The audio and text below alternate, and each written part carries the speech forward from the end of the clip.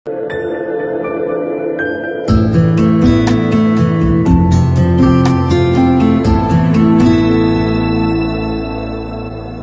mga idol, please like, share and subscribe for more novel stories to uploads. Muling pagkabuhay, JC Entertainment. Maraming salamat sa lahat mga idol na sumusubaybay sa ating channel.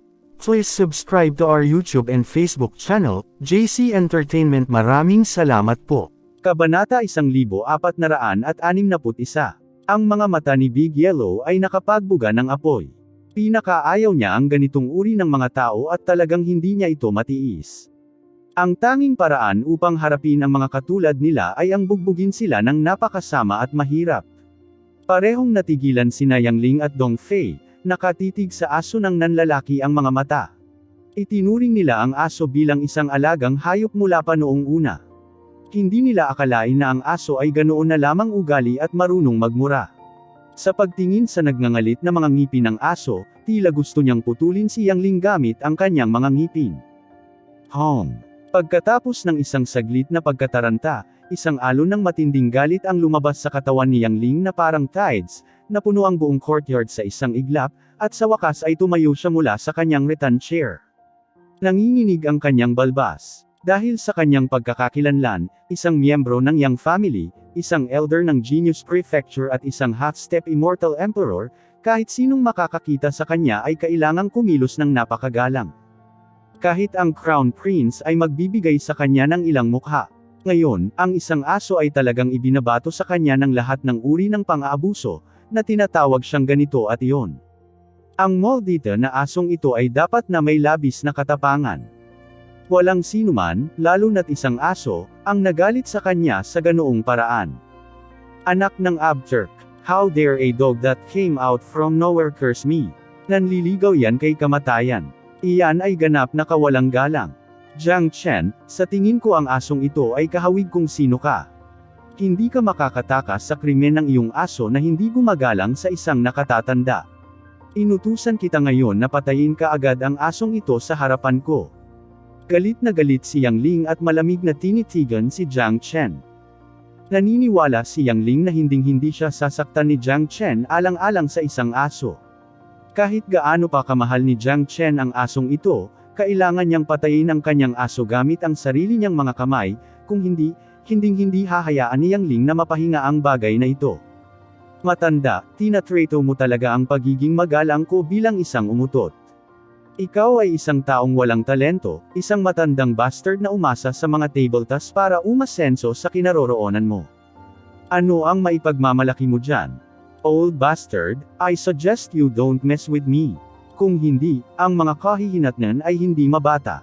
Kung irehistro mo ang aking pangalan at hahanapin ang aking lugar ng pagtatanim ng maayos, ako, si Jiang Chen, ay makakalimutan ang lahat ng nangyari dito, malamig na wika ni Jiang Chen.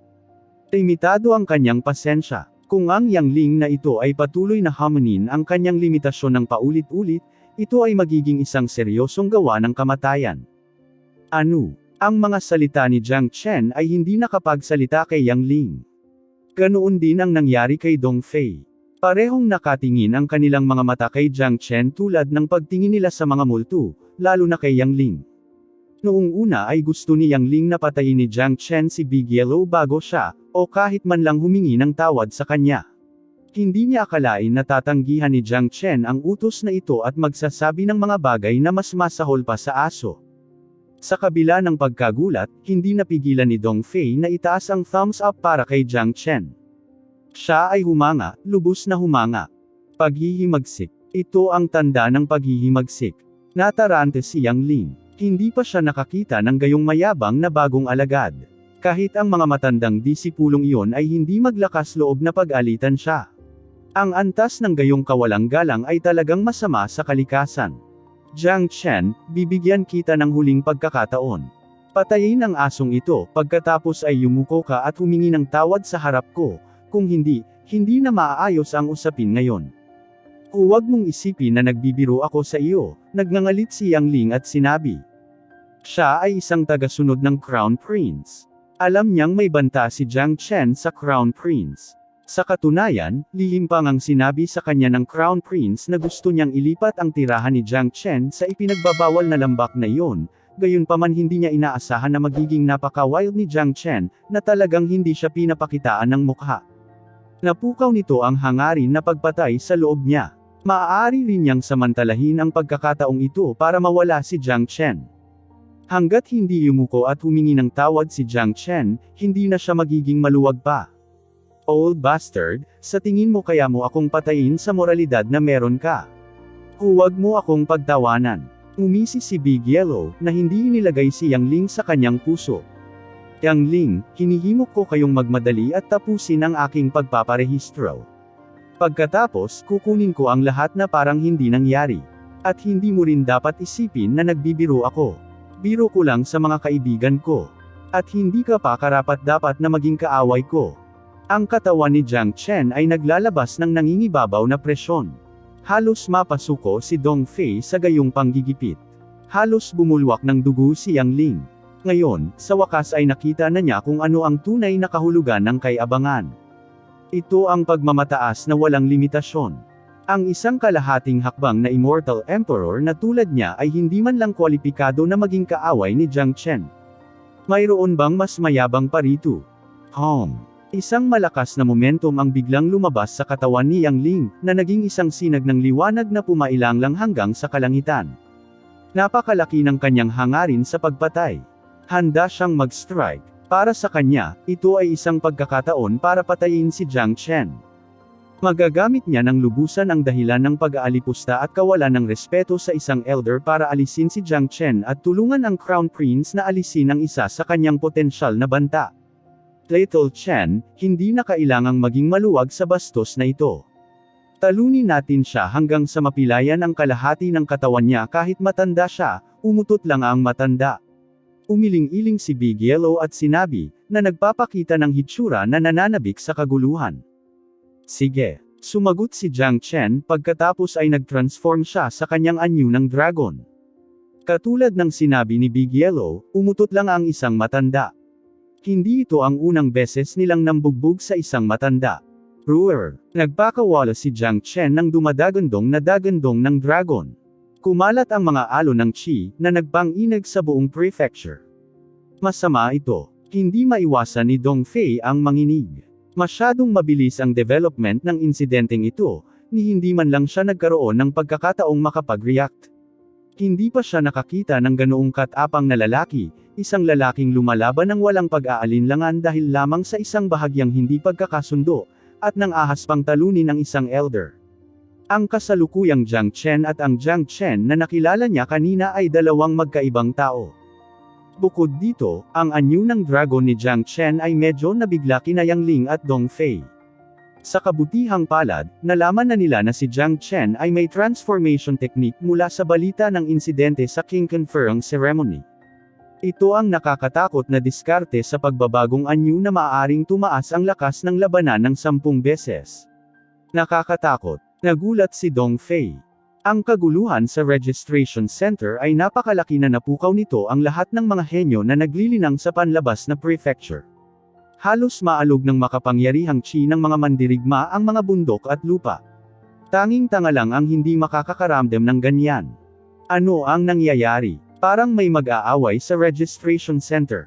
Iyan ang chi ni Elder Yang, ang chi ng isang kalahating hakbang na Immortal Emperor, at hindi ito matatag. Siya lang, ang may ganoong chi sa buong Genius Prefecture. Maaaring may lalaban kay Yang Ling. Ang matandang iyon ay lalaki ng Crown Prince at miyembro ng Royal Family. Walang maglalakas loob na saktan siya. Tara na at tingnan natin kung ano ang nangyayari. Nayanig ang buong panlabas na prefecture. Sunod-sunod na lumipad ang malalakas na figure at dumiretso sa pinanggalingan ng kaguluhan.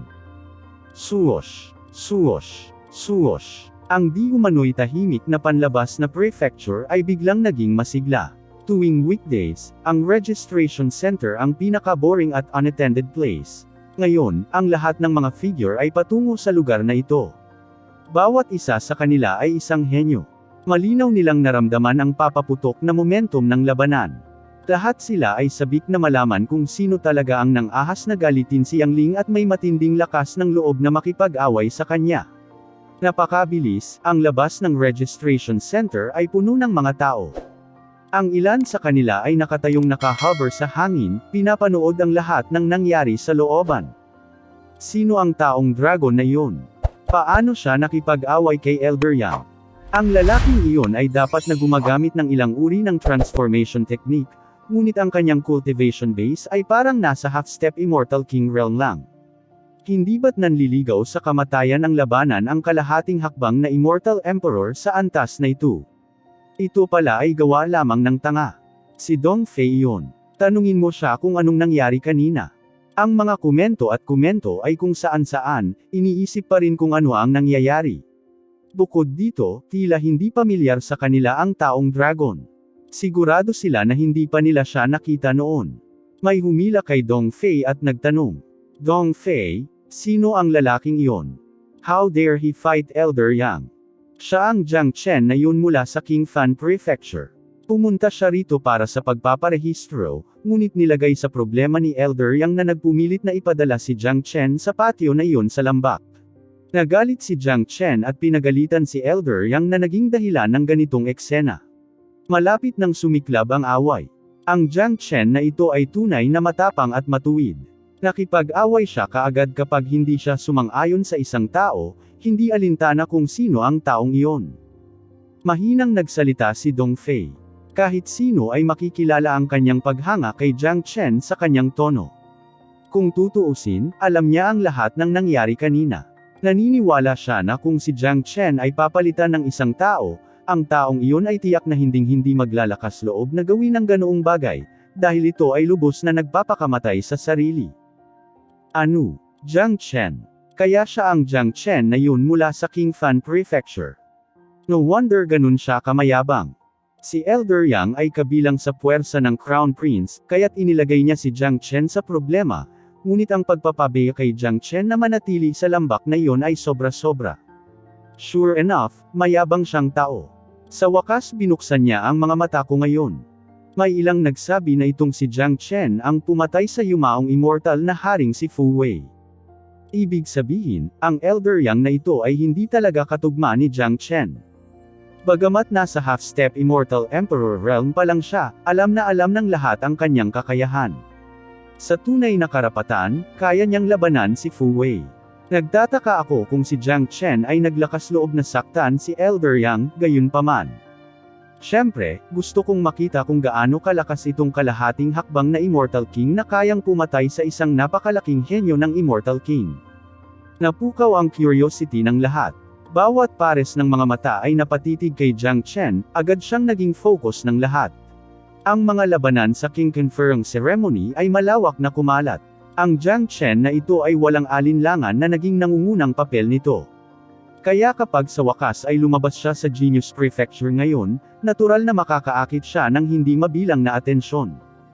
Matapos malaman ang pagkakakilanlan ni Jiang Chen at ang buong sitwasyon mula kay Dong Fei, naunawaan ng lahat kung ano talaga ang nangyayari ngayon. Naiintindihan na ilalagay ni Yang Ling si Jiang Chen sa gulo. Kung tutuusin, pinahiya ni Jiang Chen ang Crown Prince sa King Conferring Ceremony sa Qingfan Prefecture, na naging dahilan upang ang Crown Prince ay magkaroon ng matinding pot kay Jiang Chen. Bilang karagdagan, ang talento ni Jiang Chen ay napakahusay, na naglalagay ng napakalaking potensyal na banta sa Crown Prince. Kung hindi maalis si Jiang Chen sa lalong madaling panahon, ang banta sa hinaharap na kanyang ibibigay ay hindi maiisip. Maiisip na gagawin ni Yang Ling na mahirap ang mga bagay para kay Jiang Chen, ngunit walang sino man ang nakaisip na haharapin ni Jiang Chen si Yang Ling ng hayagan. Kung talagang matalo ni Jiang Chen si Yang Ling, tiyak na magiging malaki ang bagay na ito. Ang labanang ito ay tila nasa bingit ng sumiklab. Ang parehong mga mata ni Yang Ling ay tila bumubulusok na ng apoy. Jiang Chen, bibigyan kita ng huling pagkakataon. Patayin ang asong iyan, pagkatapos ay yumuko ka sa harapan ko. Malakas na sumigaw si Yang Ling. Dahil nasa harap siya ng napakaraming tao, natural na kailangan niyang ipakita ang kanyang kilos bilang isang matanda. Ngayon, kailangan niyang alagaang mabuti si Jiang Chen. Kung hindi, hindi na siya magkakaroon ng mukha at mawawalan siya ng posisyon sa Genius Prefecture. Isa pa, handa na siyang patayin si Jiang Chen. Hindi niya bibigyan si Jiang Chen ng kahit katiting na pagkakataon. Alam niya ang kapangyarihan ni Jiang Chen at na kayang patayin ni Jiang Chen ang yumaong immortal na haring si Fu Wei, gayunpaman tiwala pa rin siya na maaalis niya si Jiang Chen, dahil isa siyang half-step na immortal emperor.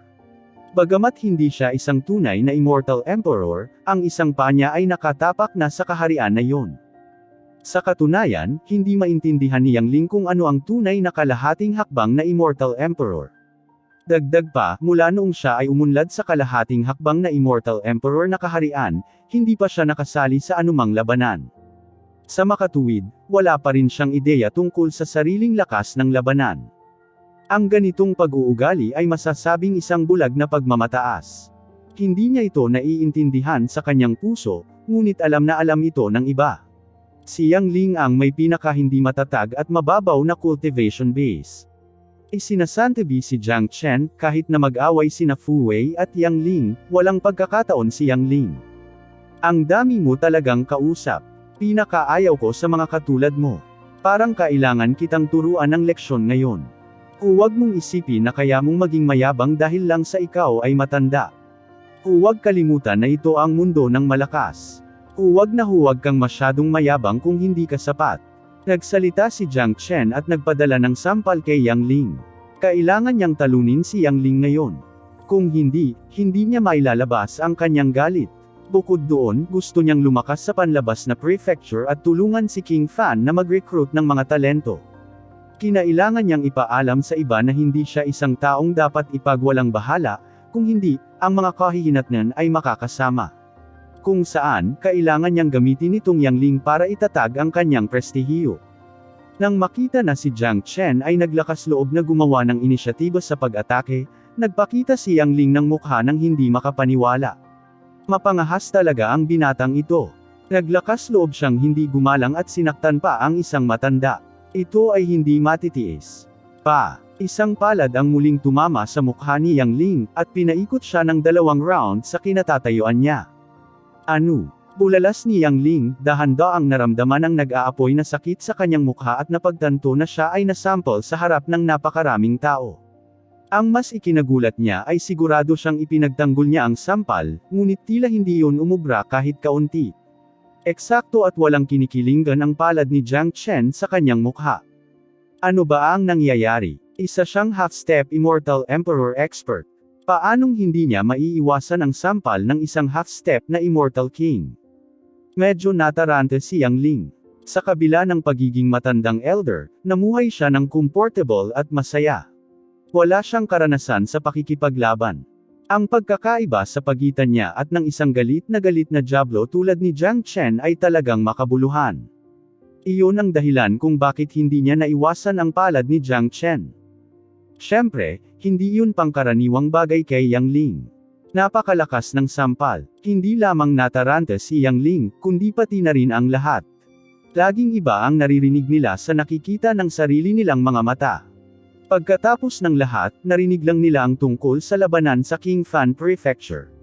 Nagulat sila nang makita nila ang pagkatakot ni Jiang Chen ngayon. Nakakamangha dude. Isa lang ba talaga siyang half-step immortal king? Paano niya nagagawang maging heaven-defying? Bagamat hindi stable ang cultivation base ni Elder Yang, isa pa rin siyang half-step immortal emperor, gayunpaman, wala siyang kapangyarihan sa sampal ni Jiang Chen. Hindi ako maniniwala kung hindi ko ito nakita ng sarili kong mga mata. Totoo yan. Dati, narinig ko lang sa iba na si Jiang Chen ay napakalangit na lumalaban. Matapos itong masaksihan ngayon, medyo naging kasuklam-suklam ang pagiging makalangit ni Jiang Chen. Wala pang ganoong henyo na lumitaw kahit sa Genius Prefecture. Hindi lang Genius Prefecture, sa palagay ko hindi tayo makakahanap ng pangalawa sa buong Eastern Profound Domain. Iniisip ko kung may napakalaking henyo sa maalamat na Immortal Heaven. Walang sinuman ang hindi nagulat. Lahat ng nasa eksena ay isang henyo. Napakakaunting mga tao ang maaaring makakuha ng pagkilala sa mga henyo. Mas mahirap na mabigla ang mga henyong ito sa ganitong lawak. Walang paraan na hindi nila purihin ang isang napakapangit na talento tulad ni Jiang Chen. Kahit na ang mga mayabang na iyon ay hindi itatanggi na si Jiang Chen ay nasa ibang antas sa kanila. Nang maalala nila kung ano ang maaari nilang gawin noong sila ay nasa cultivation realm pa ni Jiang Chen, nakaramdam sila ng panginginig sa kanilang mga katawan. Bastard, how dare you hit an elder? Nakaramdam si Yang Ling ng matinding kahihiyan, na agad na palitan ng galit. Hindi siya makapaniwala na may isang alagad sa lugar na ito na nang ahas na suntukin ang kanyang mukha ng totoo, at sa harap ng napakaraming mga alagad, kahit na. Paano niya natitiis ito?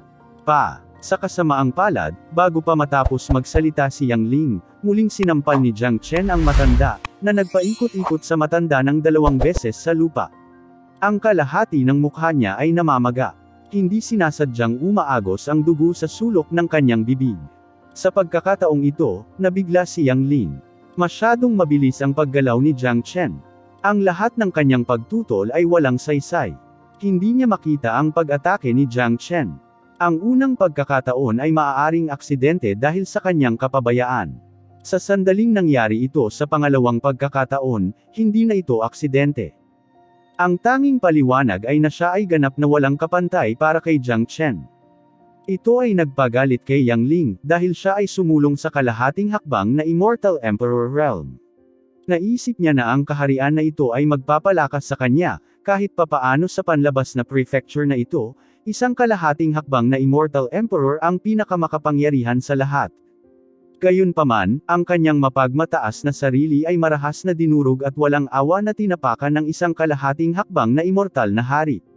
Ang ganitong uri ng suntok ay hindi matiis. Old bastard, sinabi ko na sa iyo na huwag mo akong pakialaman, pero hindi ka nakinig. Mukhang naging komportable ka na sa lugar na ito. Dapat may tumulong sa iyo na ayusin iyon, sabi ni Jiang Chen, pagkatapos ay sumugod. Isang malakas na momentum ang bumungad sa sarili tulad ng isang hola, ganap na bumalat kay Yang Ling. Malaki ang pagbabago sa ekspresyon ng mukha ni Yang Ling.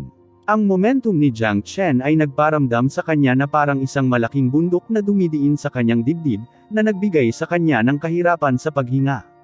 Sa katunayan, dahil sa kasalukuyang lakas ni Jiang Chen, kaya niyang labanan ang isang kalahating hakbang na Immortal Emperor Genius. Sa kabilang banda, hindi maikukumpara si Yang Ling sa isang henyo ng Genius Prefecture.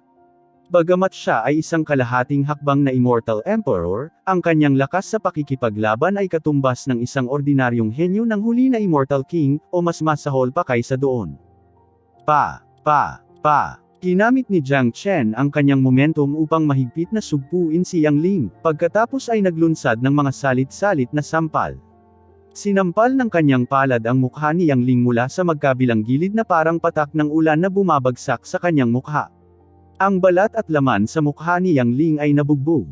Bumulwak ang dugo. Ang kanyang mga ngipin ay binugbog sa kanyang bibig. Tinangka ni Yang Ling na harangin ang mga sampal gamit ang kanyang mga kamay para lamang makitang napinsala ng husto ang kanyang mga kamay. Sa ganitong kumukulong eksena, nabigla ang lahat. Tanging sampalan lang ang naririnig sa looban at tila walang balak tumigil si Jiang Chen. Ang kanyang mga pamamaraan ay talagang brutal. Gulo. Napalunok si Dong Fei ng bumubula na laway, sa pag-aakalang naghahalusinate siya. Natatakot siya na si Jiang Chen lamang sa Genius Prefecture ang maglalakas loob na bugbugin si Yang Ling ng napakalupit. Masyadong marahas ang ganoong eksena at alam ng lahat na si Jiang Chen ay tiyak na mahihirapan sa sandaling sinaktan niya si Yang Ling. Pagkatapos ng lahat, ang antas ng krimen ng pambubugbog sa isang matanda ay napakasama. Dagdag pa, ito ay Genius Prefecture at ang Crown Prince ay hindi isang taong dapat mag-provoke. Walang alinlangan na binigyan ni Jiang Chen ang Crown Prince ng napakagandang dahilan para ilagay siya sa gulo. Itigil mo yan. Sa pagkakataong ito, isang sigaw ang narinig. 7 o 8 mahuhusay na henyo ang galit na lumabas sa kani-kanilang patio. Ang pinuno ng grupo ay isang peak late Immortal King, isang hakbang lamang ang layo mula sa kalahating hakbang na Immortal Emperor. Sa panlabas na prefecture, ang mga tunay na half-step Immortal Emperor henyo ay bihirang lumitaw dahil itinuon nila ang lahat ng kanilang pagtuon sa cultivation, na naglalayong makalusot sa Immortal Emperor balang araw.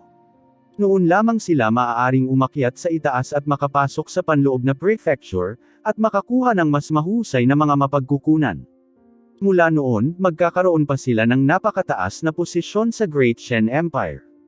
Ito ay ang mga tao ng Crown Prince. Ang puwersa ng Crown Prince sa Genius Prefecture ay medyo malaki.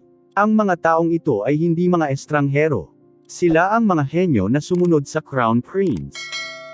Si Jiang Chen ay gumawa ng isa pang sampal sa mukha ni Yang Ling, na hinampas ang matanda sa lupa. Hindi na makatayo si Yang Ling. Ang kanyang mukha ay nakatatak sa lupa habang walang tigil na bumubulwak ang dugo. Kalunos-lunos. Umisi si Jiang Chen kay Yang Ling. Kailanman ay hindi siya naging maluwag at mabait sa mga taong gustong kumitil sa kanyang buhay. Dahil sa kanyang estilo ng pagkilos, siya ay itinuturing na isang mahabagin na tao para sa hindi pagpatay kaagad kay Yang Ling. Natahimik ang buong eksena. Ang mga mata ng lahat ay bumaling kay Jiang Chen at sa nababagsak na Yang Ling. Hindi pa naganap ang ganitong eksena. Tiyak na ito ang unang pagkakataon na nangyari sa Genius Prefecture. Ito ay malamang na mag-trigger ng isang malaking kaguluhan sa prefecture. Gayunpaman, isang bagay ang tiyak sa bagay na ito, tiyak na sisikat si Jiang Chen. At sa gitna ng mga henyong naroroon sa eksena, marami ang nagsimulang humanga kay Jiang Chen.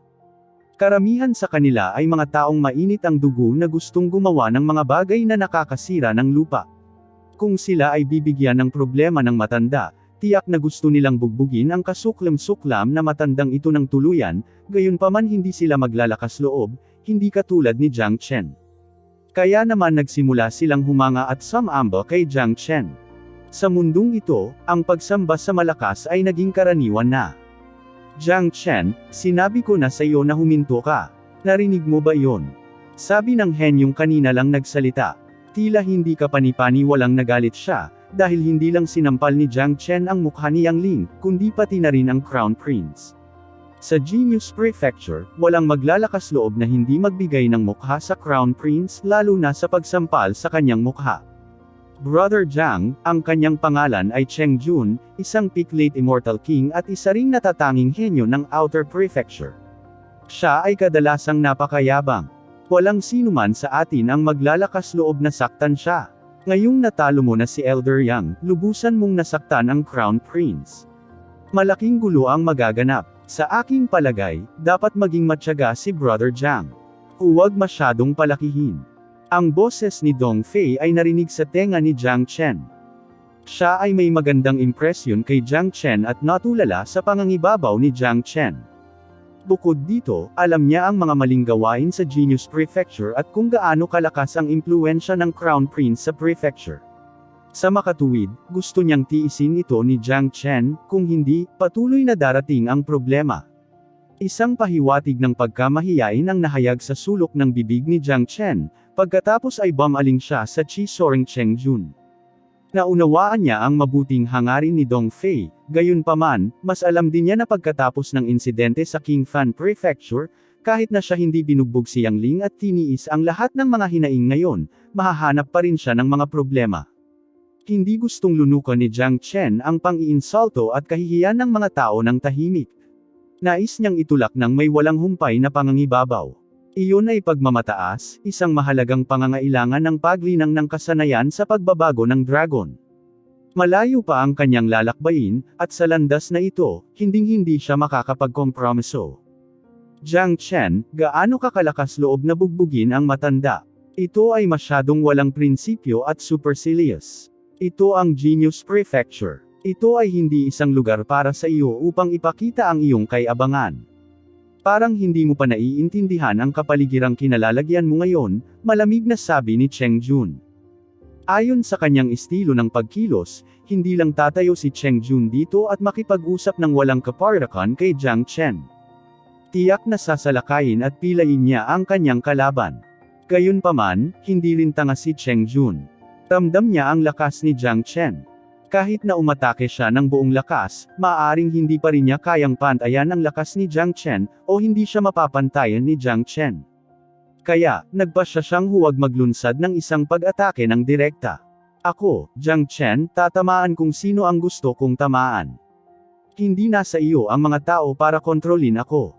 Huwag mong isipin na kaya mong pamunuan ang lugar na ito dahil lang isa ka sa mga tao ng Crown Prince. Kahit natamaan ko ang isang matanda, hindi mo ako dapat turuan ng leksyon.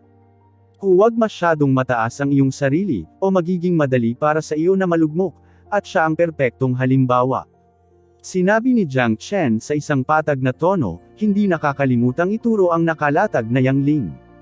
Ang kasalukuyang Yang Ling ay binugbog ng gusto na hindi man lang siya makatayo, ngunit sa kabutihang palad ay buo pa rin ang kanyang pandama. Ramdam niya ang hindi mabilang na mga mata na bumabagsak sa kanya. Ito ay isang ganap at walang katapusang kahihiyan sa kanya. Nagngangalit ang kanyang mga ngipin sa galit, gustong patayin si Jiang Chen ng sabay-sabay. Sa kasamaang palad, hindi madaling mapatay si Jiang Chen. Hubris. Kay abangan. Wala pang nakakita ng ganoong yabang na tao noon pa man. Lahat ay nakumbinsi sa pagmamataas ni Jiang Chen. Bagamat napakaraming baliw at snobbish na mga henyo sa prefecture, ang antas ng pagmamataas ni Jiang Chen ay umabot sa bagong taas na hindi nila maabot. Sino mang makarating sa Genius Prefecture ay susubukan ang kanilang makakaya upang itago ang kanilang pagnanasa sa labanan, ngunit ginawa ni Jiang Chen ang buong kabaligtaran. Mabangis niyang binugbog ang isang elder ng registration center at hindi man lang inilalagay sa kanyang paningin ang mga tao ng Crown Prince. Sa buong Genius Prefecture, natatakot sila na si Jiang Chen lamang ang maglalakas loob na magsalita sa mga tao ng Crown Prince sa ganoong tono. Jiang Chen, hinihimok kitang umatras kaagad. Hindi mo dapat alam kung ano ang ibig sabihin ng sabihin ang mga salitang iyon sa Genius Prefecture. Nagalit si Cheng Jun. Hindi pa siya nakakaramdam ng ganito kagalit. Pinigilan niya ang sarili niyang mag-bully step. Sa katunayan, natatakot siya na hindi siya manalo laban kay Jiang Chen sa isang laban. Mabuti pang huwag mo akong i-provoke. Ito ang magiging pinakamabait kong payo, malinaw na sinabi ni Jiang Chen. Ang Cheng Jun na ito ay mukhang mas malakas kaysa kay Fu Wei, ngunit wala pa rin siyang pagkakataong manalo laban sa dragon form ni Jiang Chen sa isang laban. Hindi siya magkakaroon ng pagkakataon. Iyon ang dahilan kung bakit hindi siya inilagay ni Jiang Chen sa kanyang mga mata. Kung pipilitin ni Cheng Jun na tumawid sa linya, hindi na magiging magalang si Jiang Chen. Dahil natalo na niya ang isang matanda, hindi na mahalaga kung bugbugin pa niya ang isa pang alagad sa panig ng Crown Prince. Hindi na siya nag-aalala kung sino ang kanyang sinasaktan. Higit pa rito, si King Fan ay magiging magkaaway sa Crown Prince sa madaling panahon, at dahil si Jiang Chen ay kabilang sa panig ni King Fan, wala nang dapat pag-usapan ng mga henyo na kabilang sa panig ng Crown Prince. Jiang Chen, wala talaga akong alam kung paano ka nagkaroon ng lakas ng loob. Alam kong sinusundan mo si King Fan, pero sa tingin mo ba ay kayang labanan ni King Fan ang Crown Prince? Napakawalang muwang. Malamig na wika ni Cheng Jun. Ngayong personal na siyang pumunta rito, kung mab-aigo siyang humingi ng tawad kay Jiang Chen, magdudulot lamang siya ng kahihiyan sa kanyang sarili. Hindi lang iyon ang magpapahiya sa kanya, kundi pati na rin ang mga tao sa panig ng Crown Prince. Ang mga taong katulad mo ay kasuklam-suklam. Umiling si Jiang Chen. Sa isang iglap, humarap siya kay Cheng Jun, itinaas ang palad at sinampal si Cheng Jun sa bilis ng liwanag. Nagbago ang ekspresyon ng mukha ni Cheng Jun. Hindi niya naisip na si Jiang Chen ay magiging hindi makatwiran. Hindi niya akalain na aatake si Jiang Chen bago pa man matapos ang kanilang pag-uusap. He then harumphed coldly, itinaas ang palad para harangan ang sampal. Napakataas pa rin ang tiwala niya sa sarili niyang lakas. Sa kanyang pananaw, kahit na hindi siya manalo laban kay Jiang Chen sa isang laban, hindi niya naisip na mas malala pa siya. Sa kasamaang palad, ang pangunawa ni Cheng Jun ay labis na kakilakilabot. Ang kasalukuyang Jiang Chen ay mas malakas pa noong pinatay niya si Fu Wei. Dahil sa Snow Jade King Ginseng, ang kasalukuyang bilang ng mga marka ng dragon sa loob ng katawan ni Jiang Chen ay umabot na sa 1,080,000, nag-iwan lamang ng 20,000 na marka ng dragon na tumama sa marka ng kaharian ng Immortal King. Ang isang karakter na tulad ni Cheng Jun ay hindi kailanman magiging katapat ni Jiang Chen sa anyo ng dragon kahit na naubos ng isa ang lahat ng kanyang kakayahan. Ang tugon ni Cheng Jun ay napakabilis, hindi bababa sa mas mabilis kaysa kay Yang Ling. Hinarang ng kanyang kamay ang Dragon Claw ni Jiang Chen. Bagamat nagawa nitong pigilan ang kuko ni Jiang Chen na tumama sa kanyang mukha, hindi na siya nakaramdam ng ginhawa. Sa banggaan laban sa Dragon Claw ni Jiang Chen, ang kanyang palad ay nagbigay ng tunog na pumuputok ng buto. Deng! Deng! Deng! Napaatras si Cheng Jun. Ang mga sugat na natamo niya ay nagpamanhid ng kanyang kamay. Noon lang nabangga niya si Jiang Chen sa kanya na pagtanto ang kapangyarihan ni Jiang Chen. Iyon ay isang hindi matatawaran na lakas. Pakiramdam niya ay hindi magkapareho ang ranggo nilang dalawa. Jiang Chen, ang lakas ng loob mong saktan ako. Sigaw ni Cheng Jun. Ang bagong dating na disipulong ito ay tunay na mapangahas at walang batas, lubos na hindi inilalagay ang mga henyo ng Crown Prince sa kanyang mga mata.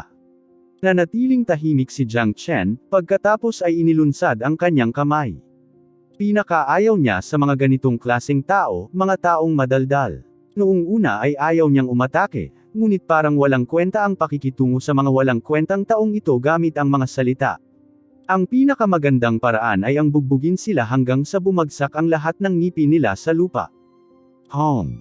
Arg! Galit na galit si Cheng Jun at pinakawalan ang lahat ng kanyang chi, ngunit sa sandaling mailabas ang kanyang chi, sinampal siya ng marahas. Ang palad ni Jiang Chen ay parang mabigat na parang bundok habang patuloy itong tumama sa kanyang mukha, dahilan upang mapasigaw siya sa matinding paghihirap. Sa kabila ng pagiging late immortal King Genius, wala pa rin siyang kalaban-laban sa ilalim ng matinding pag-atake ni Jiang Chen.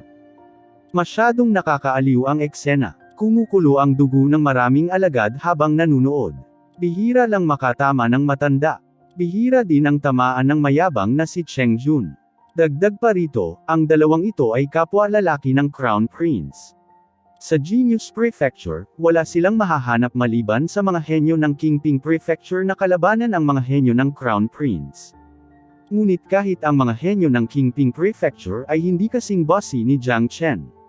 Iyon ay isang uri ng matinding kabastusan. Bang! Napahampas si Cheng Jun sa lupa. Gusto niyang tumayo, ngunit marahas siyang tinapakan ni Jiang Chen. Sumigaw si Cheng Jun, ngunit wala siyang magawa. Jiang Chen, gaano kakalakas ng loob na gawin ito sa akin? How dare you humihiyate at bugbugin ang mga tao sa Crown Prince Palace? Ikaw ay isang goner. Namula ang magkabilang mata niya. Patuloy ang paglabas ng pananakot sa kanyang bibig. Sanay na siya sa pagiging mapagmataas sa mga karaniwang araw. Hindi pa siya nakaranas ng gayong kahihiyan. Hindi niya akalain na balang araw ay matapakan siya ng napakalakas ng paa ng iba. Napaalalahanan na kita na huwag mo akong guluhin pero hindi ka nakinig. Nagpakita ng kawalang interes si Jiang Chen. Walang puwersa o organisasyon ang dapat mag-isip na supilan siya, dahil lahat ng umasta sa harapan niya ay napahiya sa huli. Nang makitang hindi natuloy ang eksena sa plano, ang isa sa mga henyo ng Crown Prince Palace ay nagmamadaling umalis, na tila tumatawag ng mga reinforcement. Sa puntong ito, ang tanging paraan upang makitungo kay Jiang Chen ay tumawag para sa tulong ng kanilang mga rescue troop. Nakita na nila na ang Jiang Chen na ito ay ganap na walang batas at isang napakarahas na figure. Hindi na posible na sugpuin siya gamit lang ang pangalan ng Crown Prince. Si Cheng Jun ay nakahiga sa ilalim ng binti ni Jiang Chen, nagpupumiglas na parang naghihingalong aso. Si Jiang Chen ay hindi man lang nag-abalang sumulyap sa kanya. Ngayon, isisiwalat niya ang kanyang kilos at dignidad, na ipinapaalam sa lahat na hindi siya isang tao na dapat pagtripan. Ang ganitong uri ng mapanlait na hitsura ay maaaring mabaliw sa mga tao. Natahimik ang eksena. Ang orihinal na Kat-Anji tanging patio ay naging isang gulo. Wala pang nangyaring ganito mula nang itatag ang Genius Prefecture. Walang awa. Masyadong walang awa ang lalaking ito. Mukhang hindi na magkakaroon ng kapayapaan ang Genius Prefecture sa hinaharap. Tama iyan. Hindi naging matahimik ang Genius Prefecture dahil sa kompetisyon sa pagitan ng mga henyo ng Crown Prince Palace at Kingping Prefecture. Ngayong lumitaw ang isa pang puwersa na pinangalanang King Fan Prefecture, tiyak na magiging mas magulo ang sitwasyon. Si Jiang Chen ay tila nagtatayo ng kanyang sariling prestihiyo sa pamamagitan ng pag-uugali ng mayabang ngayon. Higit pa rito, mayroon siyang kakayahan na gawin ito. Tingnan mo, ang insidente ay naging malaki. Hinding-hindi hahayaan ng Crown Prince Palace na magpahinga ang bagay na ito. Ang mga tao sa Crown Prince Palace ay hindi para sa sinuman na tapakan. Napabuntong hininga ang lahat. Si Jiang Chen ay likas na may kakayahang maging mayabang, ngunit kung ikukumpara siya sa buong Crown Prince Palace, mukhang hindi siya ganoon kalakas. Pinagmasdan ng mga mata ni Jiang Chen ang natitirang mga tao ng Crown Prince Palace. Nakaramdam sila ng panginginig sa kanilang kaluluwa, at hindi sila nang ahas na magsalita. Bagamat gusto nilang tulungan si Cheng Jun, alam nila ang kanilang sariling mga limitasyon. Kahit umatake sila, haantong lang sila kay Cheng Jun, o mas masahol pa sa kanya. Napakabilis, dalawang silhouette ang lumitaw sa langit at dumapo sa looban. Ang isa sa kanila ay isang binata, mismong ang umalis kanina. Ang isa naman ay isang matanda na nakauniporme at may marangal na mukha. Sa sandaling lumitaw ang matanda, ang kapaligiran ng buong eksena ay naging mas masakit. Isa itong eksperto sa Immortal Emperor, isang tunay na eksperto sa Immortal Emperor. Si Elder Hu ito. Tapos na si Jiang Chen. Si Elder Hu ay miyembro din ng Crown Prince Palace. Nang makita ang matanda, marami sa kanila ang hindi napigil ang umiling. Ang pagsalungat sa Crown Prince Palace sa sandaling dumating siya sa Genius Prefecture ay hindi isang matalinong desisyon. Brother Jiang, ito si Elder Hu Yao. Karaniwan, siya ang may pananagutan sa pang-araw-araw na mga bagay sa panlabas na prefecture. Ang kanyang cultivation base at katayuan ay mas mataas kaysa kay Yang Ling. Kailangan mong mag-ingat. Miyembro din siya ng Crown Prince Palace. Mabilis na sinabi ni Dong Fei kay Jiang Chen ang background ng Elder sa pamamagitan ng banal na kahulugan.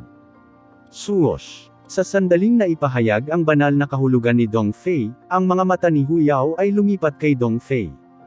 Ang maliwanag na pares ng seryosong mga mata ay nagpababa ng ulo ni Dong Fei ng sabay-sabay, hindi nang ahas na magsalita ng isa pang salita. Ang pangunawa ng isang makapangyarihang Immortal Emperor ay hindi kapani-paniwalang matalas.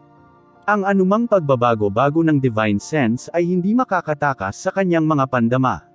Maaari pa nga niyang makuha ang nilalaman ng mensahe sa banal na kahulugan. Tiningnan ni Hu Yao ang tumatangis na si Yang Ling, at si Cheng Jun na nahihirapan sa ilalim ng paa ni Jiang Chen, at pagkatapos ay kay Jiang Chen.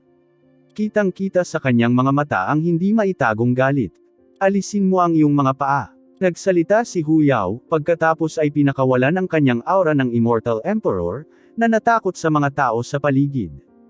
Tumingin si Jiang Chen kay Hu Yao, gayunpaman, wala siyang anumang intensyon na igalaw ang kanyang mga paa. Mapangahas. Jiang Chen, siguradong may lakas ng loob ka. Si Elder Hu ang nakatatanda na namamahala sa panlabas na prefecture. Kapag nakita mo si Elder Hu, hindi ka lang sumaludo, binaliwala mo pa ang presensya ni Elder Hu. Sawa ka na ba sa buhay? Malakas na saway ng alagad sa tabi ni Hu Yao. Natuwa ang bawat alagad ng Crown Prince Palace. Ang kapangyarihan ni Jiang Chen ay nagparamdam sa kanila ng takot, ngunit ngayong nandito na si Hu Yao na sumusuporta sa kanila, natural na wala na silang takot. Ang disipulo ay si Jiang Chen, batiin si Elder Hu. Itinaas ni Jiang Chen ang kanyang mga paa at hinawakan ang kanyang mga kamao kay Hu Yao. Miyembro man ng Crown Prince Palace ang kabilang partido o hindi, si Hu Yao ay isang elder pa rin ng Outer Prefecture. Kailangang bigyan ng mukha ni Jiang Chen ang matandang ito. Siyempre, hindi ibig sabihin ito na natatakot siya kay Hu Yao. Alam niya na si Elder Hu ay isang elder ng Outer Prefecture. Sa kabila ng pagiging miyembro ng Crown Prince Palace, hindi gagawa si Hu Yao ng isang bagay na walang prinsipyo dahil napakaraming disipulo ang nanonood sa kanila. Jiang Chen, talagang matapang ka. Pagkatapos ng iyong kamakailang pagdating sa Genius Prefecture, marahas mong nabugbog ang isang elder at isang kapwa henyo. Ang kalikasan ng pangyayaring ito ay kasuklam-suklam. Bilang elder ng Outer Prefecture, kailangan kitang parusahan, malamig na wika ni Hu Yao. Si Elder Hu ay tila isang taong kayang makilala ang tama at mali. Naniniwala ako na ang matanda ay magiging patas at walang kinikilingan. Ang dahilan ng pangyayaring ito ay hindi masisisi sa alagad na ito. Si Elder Yang Ling, bilang elder ng Registration Center, hindi lang niya nerehistro ang disipulong ito, inatake pa niya ang disipulong ito. Ang disipulo ay ipinagtatanggol lamang ang kanyang sarili. Mataimtim na sinabi ni Jiang Chen, na nagpatigil kay Dong Fei na nakatayo malapit. Pagkatapos, hindi mapigilan ni Dong Fei na mapangiti. Siguradong makapal ang balat nitong si Jiang Chen. Kung hindi niya ito naaalala ng mali, si Jiang Chen ang unang umatake. Ganoon din ang nangyari sa kaso ni Cheng Jun. Humph. Naglakas loob ka pa rin kumilos sa ganoong paraan pagkatapos ng marahas na pananakit sa isang matanda. Ako, bilang isang elder ng Outer Prefecture, ay tiyak na magsentensya ng kaparusahan para sa mga krimen na iyong ginawa. Hahatulan kita na humarap sa mga pader sa lambak sa unahan sa loob ng 1 buwan. Makakalabas ka lang pagkatapos ng 1 buwan. Malamig na umungol si Hu Yao, itinuro ang lambak sa kanyang pinakamalayong harapan. Ang lambak na iyon ay ang mismong lugar kung saan itinalaga ni Yang Ling ang tirahan ni Jiang Chen. Ano? Nang marinig ito, agad na nabulabog ang eksena. Ang pananakit sa isang matanda ay isang napakaseryosong krimen. Kung siya ay sinentensyahan lamang na humarap sa pader sa loob ng 1 buwan, ito ay masyadong magaan para sa isang parusa at walang pinagkaiba sa walang kaparusahan. Sa hitsura, tila tinutulungan ni Hu Yao si Jiang Chen, ngunit alam ng mga tao ng Genius Prefecture na ito ang pinakamabigat na parusa sa lahat. Tiyak na kukunin nito ang buhay ni Jiang Chen. Kahit na ang lambak na iyon ay hindi malinaw na minarkahan bilang isang ipinagbabawal na lugar, ito ay mahigpit na ipinagbabawal sa puso ng bawat disipulo. Karamihan sa kanila ay nagbago ang ekspresyon ng mukha. Sobrang nakakatakot ang restricted area na iyon. Walang nang ahas na pumasok doon, dahil namatay ang sinumang pumasok doon. Wala ni isa sa mga pumasok ang nakalabas ng buhay doon. Kaya ang pagpapadala kay Jiang Chen sa lugar na iyon sa loob ng 1 buwan ay hindi naiiba sa pagpapadala sa kanyang kamatayan. Medyo masyadong mabigat ang parusa kay Elder Hu Yao. Walang nakakalapit sa ipinagbabawal na lugar na iyon sa loob ng maraming taon. Si Master Yang Zhangqing ay minsang nag-utos na walang sinuman ang pinayagang makalapit muli sa lugar na iyon, gayunpaman, si Hu Yao ay nasentensyahan doon kay Jiang Chen ng 1 buwan. Malinaw niyang kinukuha ang buhay ni Jiang Chen. Si Jiang Chen ay maaaring ituring na dahilan ng kaguluhang ito. At napakalinaw na gusto ng Crown Prince Palace na tanggalin si Jiang Chen. Kung tutuusin, sobrang halimaw ang batang henyo na ito. Kung hahayaan siyang lumaki pa, tiyak na magiging malaking sakuna siya sa hinaharap. Dahil dito, tiyak na gagamitin nila ang pagkakataong ito para maalis si Jiang Chen. Sa tingin ko, kahit na hindi naghanap ng gulo si Jiang Chen ngayon, mahahanap pa rin siya ng gulo. Hinding-hindi siya pababayaan ng Crown Prince Palace. Dahil sa pangyayari sa King Conferring Ceremony, nawala ng mukha si Crown Prince. Ang Crown Prince ay isang napaka-vindictive na tao. Ang puwersa ng Crown Prince Palace ay nasa lahat ng dako, mula sa mga matatanda hanggang sa mga disipulo, ngunit si Jiang Chen ay isang tao lamang. Paano niya magagawang palayasin ang mga ito? Walang nag-iisip na ang parusa ni Hu Yao ay magiging napakabigat. Dahil dito ang lahat ng iba pang mga disipulo ay naging walang magawa. Ngayon, nagbago ang Genius Prefecture. Ito ay naging isang lugar para sa maharlikang sambahayan upang makipaglaban para sa kapangyarihan. Ang kompetisyon sa pagitan nila ay labis na mahigpit. Sa sandaling lumitaw ang isang makapangyarihang henyo, siya ay aagawin. Ngunit kung ang henyong ito ay hindi magagamit bilang kanilang chess piece, gagawa sila ng ilang paraan upang maalis ito. Isa rin itong malupit na labanan. Napakahusay ng pagganap ni Jiang Chen at isa rin siyang henyo ng King Fan Prefecture. Ang Crown Prince Palace ay natural na gustong tanggalin siya. Marami sa kanila ang naunawaan ang katotohanan ito. Naunawaan nila na si Jiang Chen ay hindi mabubuhay ng mapayapa sa Genius Prefecture kahit na wala itong labanan ngayon. Ang mga mata ng lahat ay nakatuon kay Jiang Chen. Sa kanilang pananaw, dahil sa disposisyon ni Jiang Chen, tiyak na lalaban si Jiang Chen. Bagamat kinakaharap niya ang mga tao ng Crown Prince Palace, henyo pa rin siya ng King Fan Prefecture. Si King Fan ay isa ring batang hari at nagkaroon ng napakalaking impluensya sa Imperial Capital. Kahit na siya ay itinuturing pa rin bilang isang baguhan, hindi pa rin siya maaaring mabuli ng kahit sino. Tila, hinatulan ni Hu Yao ang gayong parusa para lamang kitilin ang buhay ni Jiang Chen. Kung pinilit ni Jiang Chen na tumanggi at dinala si Haring Fan sa larawan, siya ay, higit sa lahat, makakatanggap lamang ng ilang banayad na parusa sa halip na ipadala sa lambak na yon. Ibinaba ni Jiang Chen ang kanyang ulo at nanatiling tahimik. Kung tutuusin, lihim niyang ipinapaikot ang Great Divination Art, kinakalkula ang sitwasyon sa lambak na yon. Si Jiang Chen ay isang lalaking hindi sumunod sa pamantayan. Kung bawal ang lugar, mas may intriga siya. Dahil kakaiba ang lambak, tiyak na may mahiwaga doon. Iyon ang dahilan kung bakit napukaw na ang interes ni Jiang Chen sa sandaling ipakilala ni Dong Fei ang lambak sa kanya. Nakakalungkot na hindi niya matuklasan ang mga sikreto at sitwasyon sa lambak dahil sa kakulangan ng cultivation sa kanyang great divination art. Gayunpaman, nagawa pa rin niyang hulaan ang isang bakas ng isang bagay swerte. Ang trail ay nagpahiwatig na kung si Jiang Chen ay pumunta sa lambak sa pagkakataong ito, ang panganib ay hindi maiiwasan, ngunit sa parehong oras, magkakaroon din ng ilang maswerteng pagkikita. Bagamat malabo ang panghuhula ni Jiang Chen, nagkaroon na siya ng malaking interes sa lambak na ito. Dahil dito, nagpasya siyang tanggapin ang gayong parusa. Alam ni Jiang Chen na ang gayong interes ay parang isang buto na tumutubo. Sa sandaling lumitaw ito sa kanyang puso, mahihirapan siyang burahin ito. Kahit na hindi pumunta si Huyao dito ngayon para hatulan siya ng parusang ito, hindi pa rin niya mapipigilan ang pagnanasang pumasok sa lambak. Ang ilang mga tao ay nagsabi na ang mga dakilang tao ay may malaking katapangan. Napakalinaw na ng katapangan ni Jiang Chen.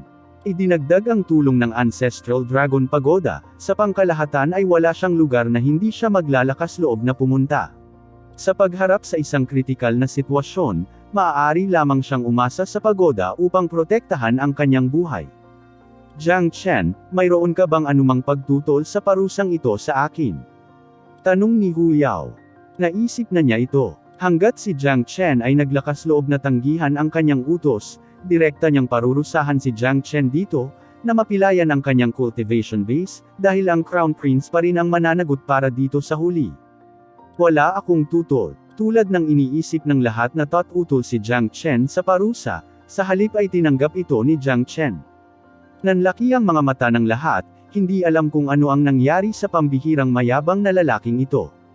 Bakit bigla siyang nanlumo? O dapat sabihin na siya ay clueless tungkol sa eeriness ng lambak na iyon, na kung saan ay normal lamang.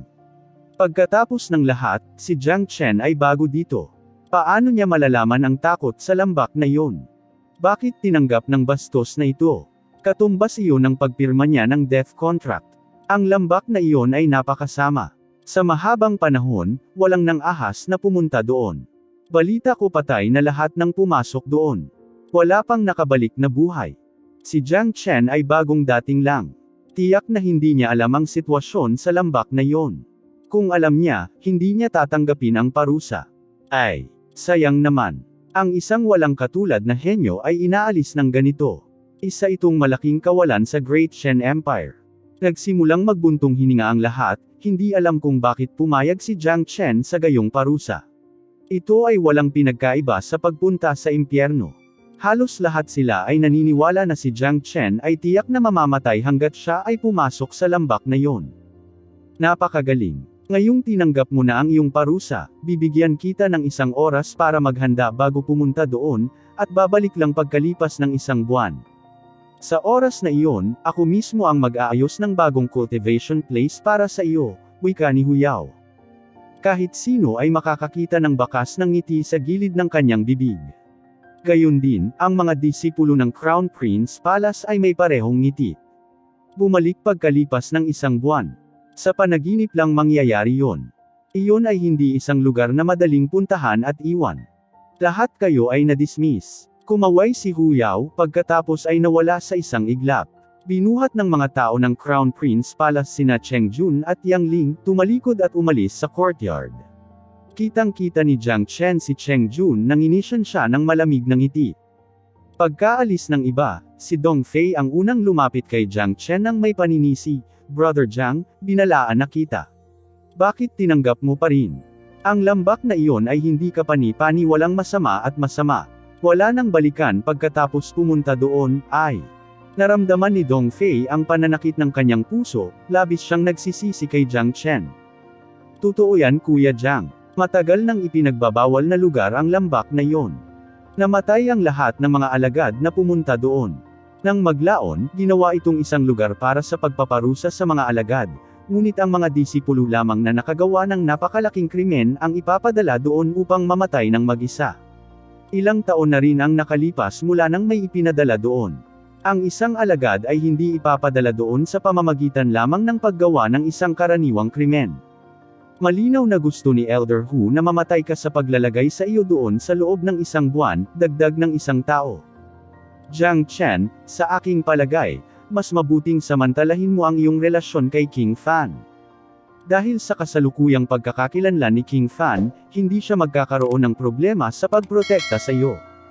Jiang Chen, ang lugar na iyon ay lubhang nakakatakot. Wala sa mga alagad na pumunta doon ang nakalabas na buhay. I wish you good luck. Marami sa kanila ang naawa kay Jiang Chen. Hindi mabilang na tao ang nakiramay kay Jiang Chen. Sa paghusga mula sa pagganap ni Jiang Chen, ang Genius Prefecture ay hindi pa nagkaroon ng ganitong kakilakilabot na henyo pagkatapos ng napakaraming taon. Kung ang gayong henyo ay inaalagaan ng mabuti, tiyak na siya ang magiging pag-asa ng imperyo, ngunit ngayon, nahatulan na siya ng kamatayan dahil sa kompetisyon sa pagitan ng mga batang hari. May humimok kay Jiang Chen na hanapin ang tulong ni King Fan. Bagaman hindi maiiwasan ang isang parusa, hindi bababasa, hindi niya kailangang pumunta sa nakakatakot na ipinagbabawal na lugar na iyon, na maaaring magligtas ng kanyang buhay. Maraming salamat sa iyong mga payo, ngunit ako, si Jiang Chen, ay talagang gustong pumunta sa maalamat na ipinagbabawal na lugar na iyon at tingnan. Baka makakalabas na talaga ako ng buhay. Nagkibit-balikat si Jiang Chen at nagpakita ng nakaka-relax na tingin, hindi nagpapakita ng mga palatandaan ng takot. Marami sa kanila ang natigilan nang makita iyon.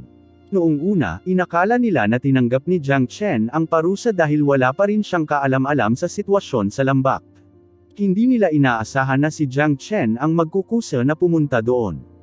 Siguradong pinirito ang utak ng lalaking ito. Kamangmangan. Ito ay tunay na kamangmangan. Napakaraming mga henyo ang gustong tuklasin ang mga lihim ng lambak, ngunit lahat sila ay namatay. Sa tingin mo ba maaari kang maging exception? Ito ay sobrang kumpiyansa. Masama ang maging sobrang kumpiyansa kung minsan. Jiang Chen, hayaan mo akong payuhan ka na huwag masyadong magtiwala. Hindi ka talaga makakapunta sa lugar na iyon. Makinig ka sa akin. Mas mahalaga ang buhay mo. Walang aksidente. Walang sinuman ang nakalabas dito ng buhay. Imposible kung iisipin mong makakagawa ka ng milagro sa pagkakataong ito. Maraming tao ang nagpatuloy na humimok kay Jiang Chen na talikuran ang ideya para sa kabutihan. Marami na silang nakitang mapagmataas at may kumpiyansa na mga henyo tulad ni Jiang Chen, at wala ni isa sa kanila ang naging maayos. Sige, naiintindihan ko ang mabuting hangarin ng lahat. Babalik ako makalipas ang isang buwan. Nagsalita si Jiang Chen sa isang nakaka-relax na paraan, pagkatapos ay inakay ang Big Yellow palabas ng courtyard, humakbang patungo sa direksyon ng lambak. Siya ay palaging walang takot at ginagawang posible ang mga bagay na imposible sa paningin ng ibang tao. Noong ipinadala siya ni Tian Muyun sa Evil Abyss, inisip ng lahat na tiyak na mamamatay siya at walang pagkakataong makaalis sa impyernong iyon. Sa huli, dali-dali siyang lumabas sa bangin at pinamunuan ang buong One Line Sky. Ito ang dahilan kung bakit sinabi ng ilan na ang bagong pang-anak na guya ay hindi natatakot sa isang tigre. Isa pang henyo ang babagsak. Ang lungkot naman. Sa pagtingin sa dahan-daang paghina ng likod ni Jiang Chen, marami sa kanila ang hindi napigil ang umiling at bamantong hininga. Magpapaalam ako sa kanya. Bagamat ito ang unang pagkakataon na makita ko siya, medyo humanga ako sa kanya, wika ni Dong Fei, pagkatapos ay humakbang pasulong. Dong Fei, para saan mo kami sinusundan? Hindi ka ba natatakot? Iyon ang bawal na lugar. Umisi si Jiang Chen. Mayroon siyang magandang impresyon sa Dong Fei na ito. Oo ako. Siyempre, natatakot ako. Hinding-hindi ako lalapit sa lambak na yon. Nandito lang ako para magpaalam sa inyo, sabi ni Dong Fei. Nang marinig ito, hindi napigilan ni Jiang Chen na imulat ang kanyang mga mata. Ano ang ibig niyang sabihin nang magpaalam siya sa kanila? Mas mukhang nagbid sa kanila ng good death. Alam ni Jiang Chen na ito ang iniisip ni Dong Fei ngayon. Tiyak na naramdaman ni Dong Fei na ito ay isang paglalakbay na walang pagbabalik. Kapag ang isa ay pumasok sa lambak, siya ay halos maging kasing patay. Makatwiran para kay Dong Fei na mag-isip sa ganoong paraan, pagkatapos ng lahat ng takot sa lambak ay isang katotohanan, walang sinuman ang nakaalis dito ng buhay, hindi ito pinansin ni Jiang Chen, gayunpaman. Hindi nagtagal, dumaan si Jiang Chen sa lugar ng patio at nakarating sa gilid ng rehiyon. Sa hindi kalayuan ay tiyak ang lambak. Kung titingnan mula sa kanyang direksyon, tila isang bilog na butas sa langit. Ang tuktok nito ay natatakpan ng ambon. Mula sa ibabaw, ang lambak ay hindi mukhang nakakatakot. Ang tanging bagay na hindi komportable sa mga tao ay ang lambak ay napakatahimik. Hindi nila nakuha ang anumang senyales ng vital force. Wala man lang lumilipad na nilalang sa ganoon kalaking lambak, o dapat sabihin na kahit mga ibon ay hindi nang ahas na lumipad sa lugar na ito. Brother Jiang, paalam ko sa iyo, gayunpaman iminumungkahi ko pa rin na bumalik ka at hanapin si King Fan para tulungan kang malutas ang problemang ito. Sabi ni Dong Fei, sinusubukang hikayatin muli si Jiang Chen. Hindi na kailangan iyon, kuya. Ang buhay at kamatayan ay itinakda ng tadhana. Paano kung makaalis talaga ako doon ng buhay?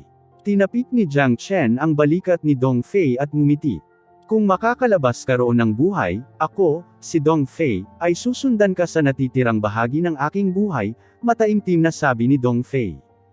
Kung talagang magagawa ni Jiang Chen ang himalang ito ang magiging pinakamalaking himala sa kasaysayan ng Genius Prefecture, na magpapatunay din na si Jiang Chen ay isang lalaking may malaking kapalaran. Si Dong Fei ay higit na handang sundan ang gayong figure sa habang buhay. Maghintay lang. Pagkatapos magsalita, lumipad si Jiang Chen patungo sa lambak kasama ang Big Yellow. Upang makapag-recruit ng mga tao at madala sila sa pagpapasakop, kailangan niyang gawin ang mga bagay sa isang engrandi at kamanghamanghang sukat. Noon lamang niya masusupol ang puso ng mga tao. Ay, napabuntong hininga si Dong Fei, pagkatapos ay tumalikod at umalis. Ang lugar na ito ay napakalapit na sa lambak. Walang sinuman ang pupunta sa lugar na ito sa mga karaniwang araw. Kung tatayo pa siya rito, tiyak na makaramdam siya ng kakaibang pakiramdam. Iyon ang totoong pakiramdam ng kilabot. Hindi naniniwala si Dong Fei na makakalabas si Jiang Chen sa lambak, ngunit sa ilang kadahilanan, may bakas pa rin siya ng pag-asa sa kanyang puso. Sina Jiang Chen at Big Yellow ay nag-scan sa ambon at nakarating sa lambak. Ang laki nito ay ilang dosenang milya lamang ang lapad. Mayroon itong sariling ilog, isang ilog na natuyo na. Ang buong lambak ay nagbigay sa mga tao ng malamig at mapanglo na pakiramdam. Wala kahit isang bulaklak o damo ang tumubo sa lugar na ito. Hindi kailanman mararamdaman ng isa ang anumang sigla mula sa lugar na ito, tanging kakulangan sa ginhawa. Big Yellow, may nararamdaman ka bang kakaiba dito? Tanong ni Jiang Chen. Hindi pa. Ngunit ang kapaligiran ay lubhang hindi komportable. Kung may kakaiba man dito, hahanapin tayo sooner or later, sagot ni Big Yellow. Ang kanyang mga mata ay kumikinang habang siya ay naglilibot at walang natuklasan. May courtyard talaga doon. Punta tayo doon. Hindi kalayuan mula sa kung saan tumingin si Jiang Chen ay isang napakalumang patio na umiral sa hindi kilalang tagal ng panahon. Ito ay natatakpan ng alikabok, nagawa sa bato at tila nakakatakot. Pareho silang naglakad patungo sa lumang gusali kung saan sila magpapalipas ng isang buwan. Sa sandaling ito, nakabukas na ang isa sa mga pintuan ng patio, habang ang isa naman ay lumalangit-ngit na pabalik-balik kasabay ng hangin. Ito ang tanging tunog sa buong lambak, at ito ay nagpalaki ng mga bukol ng mga tao. Bang! Ginamit ni Jiang Chen ang kanyang kamay para itulak ang kabilang pinto. Bumagsak ang pinto sa lupa na parang hindi makatiis ng kaunting puwersa, at sa isang kalabog, nabasag sa hindi mabilang na mga piraso. Obviously, matagal nang naagnas ang pintong ito. Ang isang pagpindot ay maaaring ganap na gumuho. Isang malamig na alon ang humampas sa kanilang mga mukha kasabay ng halimuyak ng pagkabulok na maaaring magpaduwal sa mga tao. Ikinaway ni Jiang Chen ang kanyang kamay at nagpadala ng isang alon ng chi, na tinatangay ang lahat ng bulok na chi. Noon lang medyo gumaan ang pakiramdam nila. Anong nasa langit? Napakasira ng lugar na ito. Tumingin si Big Yellow sa paligid at hindi maiwasang mapag-alitan. Nasira ng husto ang looban. Ang mga materyales na ginamit sa pagtatayo ng gusali ay naagnas na. Ang mga bahay sa kaliwa at kanan ng patio ay walang bubong. Maririnig ang kaluskos sa tuwing umiihip ang hangin. Sa malamig na hangin parang may mga multo sa paligid. Sa pamamagitan lamang ng pagtayo roon ay nagbigay ang mga tao ng kilabot. Tanghali na noon, ngunit natatakpan ng ambon sa lambak ang sikat ng araw, na naging dahilan upang maging malamig at madilim ang kapaligiran dito. Gabi na, parang sasapitan sila ng dilim sa susunod na sandali. Ang gayong pakiramdam ay lubhang hindi kasiya siya. Ang pagiging nag-iisa sa lugar na ito ay pumukaw sa pakiramdam ng isang tao ng paghihiwalay at pagkawasak. Matagal nang may pumunta rito. Niwalis ko na ang paligid gamit ang aking banal na sentido, ngunit wala akong nakitang kakaiba. Ang kapaligiran lang dito ang masama. Sinabi ni Jiang Chen, alam na alam niya sa kanyang puso na ang lugar na ito ay hindi kasing simple ng hitsura nito, gayunpaman.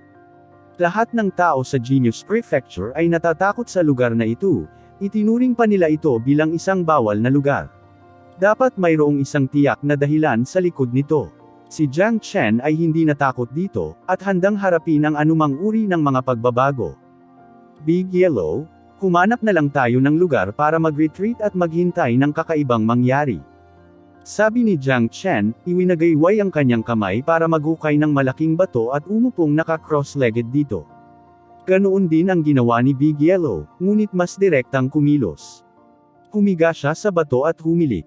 Ang paglalarawan ng Big Yellow na may salitang walang puso ay pinakaangkop. Natatakot siya na si Big Yellow lang ang makatulog sa lugar na ito.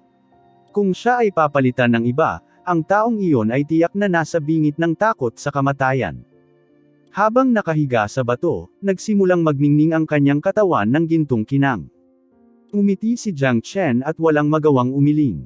Nasaksihan niya ang kabanalan ng katawan ng asong ito. Ang asong ito ay maaaring mukhang natutulog sa ibabaw. Ngunit kung tutuusin, ang kanyang pagtulog ay katumbas ng kanyang paglilinang. Ito ay isang natatanging lihim na sining ng Big Yellow. Walang sinuman ang makakapag-aral nito kahit na gusto nila. Hindi bababasa, si Jiang Chen ay hindi matututo o magagawa ito. Mayroon pa ring malaking halaga ng asensya ng Immortal Execution Sword sa katawan ni Big Yellow, na magiging malaking tulong sa cultivation ng Big Yellow. Si Jiang Chen ay pumasok din sa pag-iisa. Ang gusto niyang gawin ngayon ay magmadali sa Immortal King Realm. Pagkatapos ng lahat, mayroon pa ring tiyak na agwat sa pagitan ng kalahating hakbang na Immortal King at isang tunay na Immortal King. Pagkatapos ng tunay na pagsulong sa kaharian ng Immortal King, tiyak na lalakas ang kanyang lakas sa pakikipaglaban. Sa oras na iyon, kahit isang kalahating hakbang na Immortal Emperor ay hindi magiging tugma para sa kanyang dragon form. Ang kapaligiran ay malupit at malamig. Sa kabila nito, ang lalaki at aso ay sumasailalim sa pinakapangunahing paglilinang. Sa buong Genius Prefecture, iilan lamang ang may ganoong katapangan. Bagamat si Jiang Chen ay nasa isang estado ng pag-iisa, ang kanyang banal na pakiramdam ay patuloy na umaagos sa paligid ng lambak. Ang lakas ng kanyang kaluluwa ay kumalat. Sa pamamagitan nito, ang anumang paggalaw sa lambak ay hindi makakatakas sa kanyang pakiramdam. Hindi inaasahan ni Jiang Chen na magiging maayos at matatag ang isang buwan na ito, dahil magiging wasted trip lang iyon. Hinihintay niya ngayon ang pabula na kakaibang pangyayari na dumating sa kanya. Sa kabilang panig, sa Center of Genius Prefecture. Sa tuktok ng isang gintong pagoda na nakabitin sa himpapawid sa itaas ng Genius Prefecture. Ito ang pinakamataas at pinakamakapangyarihang lugar ng prefecture. Dito nakatira si Yang Zhangqing. Sa sandaling ito, sa tuktok ng pagoda, sa miniature spatial zone, binati ni Yang Bufen si Yang Zhangqing. Pagbati, guru ng prefecture. Pagkarating ni Yang Bufen sa Genius Prefecture, agad siyang ipinatawag ni Yang Zhangqing. Ipinahiwatig nito kung gaano kalaki ang items yung ibinigay ni Yang Zhangqing kay Yang Bufen. Tiningnan ni Yang Zhangqing si Yang Bufen na may mabait at maamong mukha.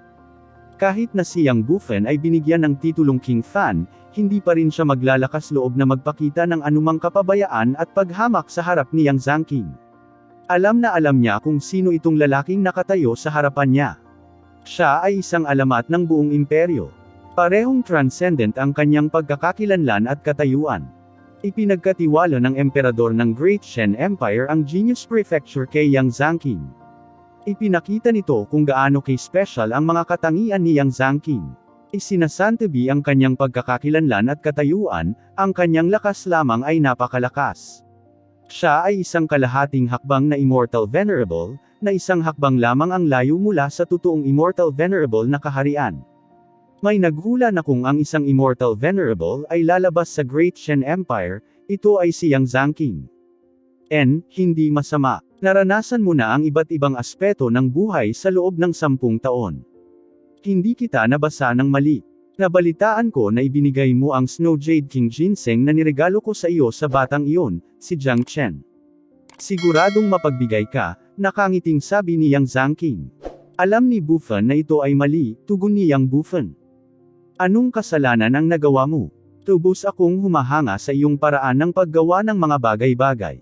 Ang Snow Jade King Ginseng ay isang venerable great spiritual herb, isang bihirang kayamanan. Ang pagbibigay ng gayong kayamanan ay nangangailangan ng maraming tapang at katapangan. Ito ay isang gawa ng kagandahang loob. Ang dakilang kagandahang loob ay isang pangunahing pangangailangan para sa isang nakahihigit na tao. Hindi ito magiging masama kahit na ang hinaharap ng Great Shen Empire ay ibigay sa iyong mga kamay, sabi ni Yang Zangking. Bihira siyang pumuri ng isang tao, ngunit hindi niya maiwasang purihin si Yang Bufen. Sa totoo lang, ipinatawag niya si Yang Bufen dito ngayon dahil ang kanyang ginawang pamimigay ng Snow Jade King Ginseng kay Jiang Chen ay nakakuha ng kanyang pagkilala. Katulad ng sinabi ni Yang Zangking, tanging ang mga taong may malaking kagandahang loob ang maaaring maging isang mahusay na figure na maaaring maka-impluwensya sa mga tao na sumunod sa kanya ng kusa. Si Brother Jiang ang pinakadakilang henyo na nakita ko. Ang kanyang mga tagumpay sa hinaharap ay tiyak na mas mataas kaysa sa akin.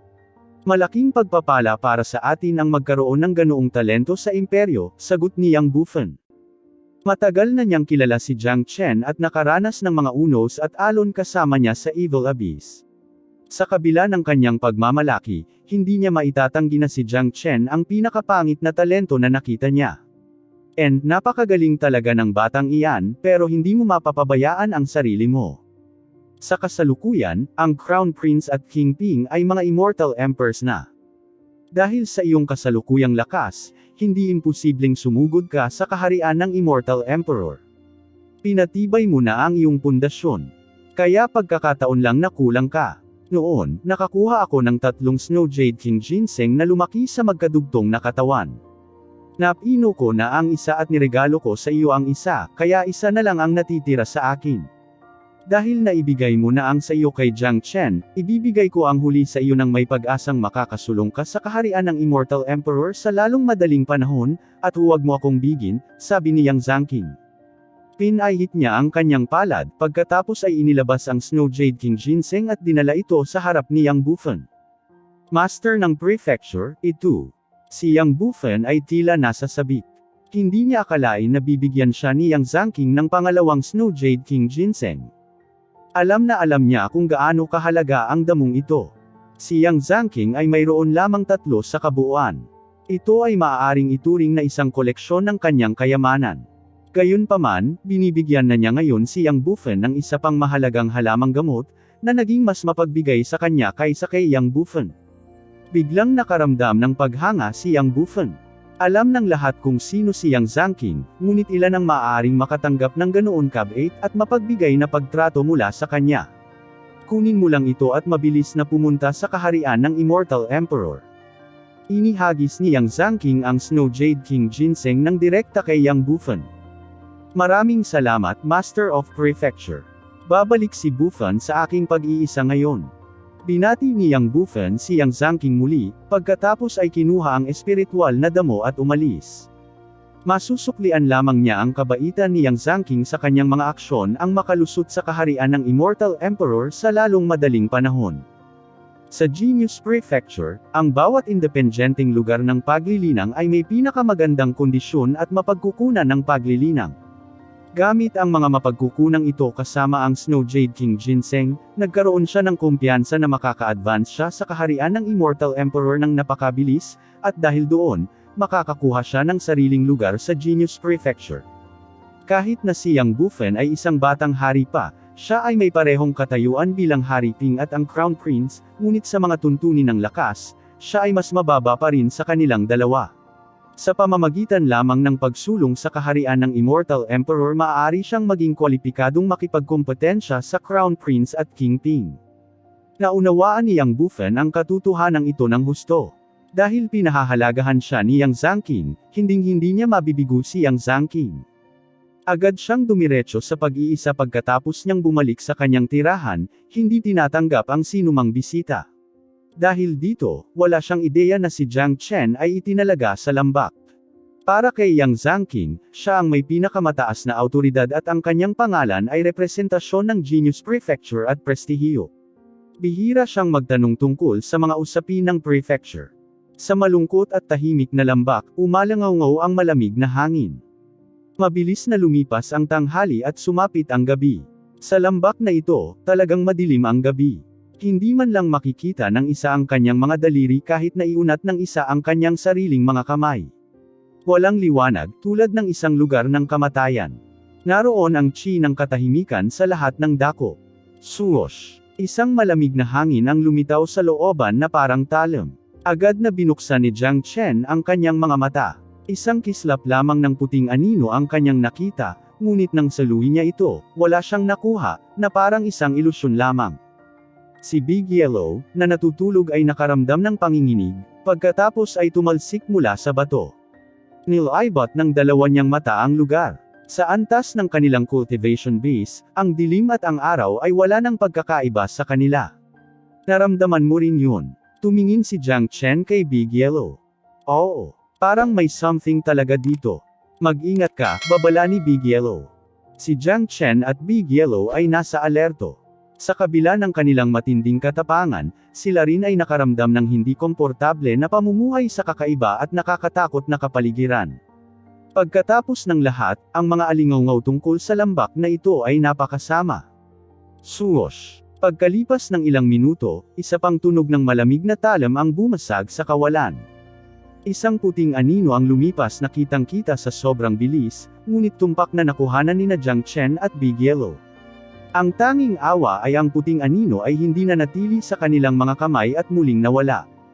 Sumimangot si Jiang Chen. Habang siya ay nakakunot ang noo, isang puting anino ang muling lumitaw at palihim na huminto sa kanyang harapan.